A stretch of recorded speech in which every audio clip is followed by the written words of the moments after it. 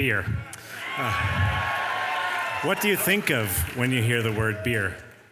Something generic, bland, fizzy, and yellow. Maybe you think of the type of person who drinks beer. Sort of everyman type.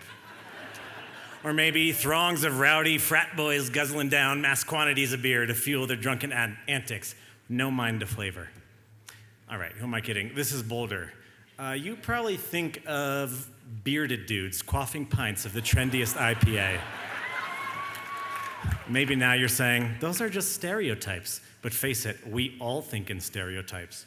For better, for worse, they shape the way we interact with and perceive the world.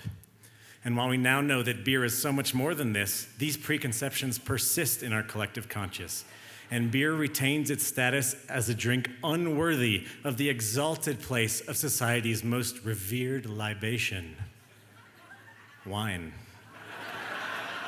What do you think of when you hear the word wine? Something refined, something people enjoy at classy gatherings and dinner parties, something civilized. Well, guess what? Civilization was built on beer. While fermented fruit wines occur spontaneously in nature and therefore predate human beings, scientists now posit that civilization as we know it was able to grow and thrive because our ancestors taught themselves to plant and farm grain, not for bread's sake, but for beer's sake. It's true. 6,000 years ago, in the cradle of beer, also known as the cradle of civilization, Sumerian women harnessed help from the goddess of beer, Ninkasi, to create the world's first craft brew. As societies became empires, beer continued playing an important role, from Babylon to the brewing monks of Belgium to the British. And in 1516, the Germans penned the Reinheitsgebot, officially codifying the 4 ingredients in beer: barley, hops, water, and yeast. How amazing is it that 4 simple ingredients can create infinite combinations of beauty? Malted barley can impart caramelly dark fruit flavors, a bready cracker crumb base, or a bold toastiness, and it's the canvas upon which to paint the modern-day star of the show. Hops. They are often the bitter balance to malt sweetness, but they can be so much more, imparting herbal and grassy tones or bursting forth with tropical fruit and citrus. If hops are the lead guitar, water is the rhythm section.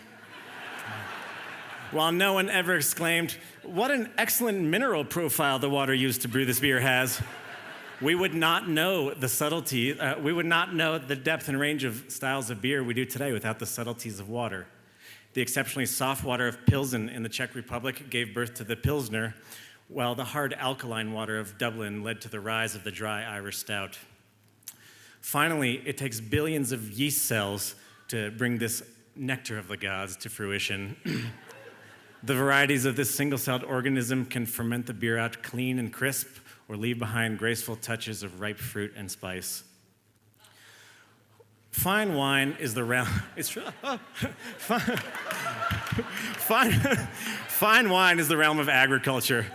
The vintner gets to know the soil and the climate, feels a strong connection to the fruit, and senses the perfect moment for harvest.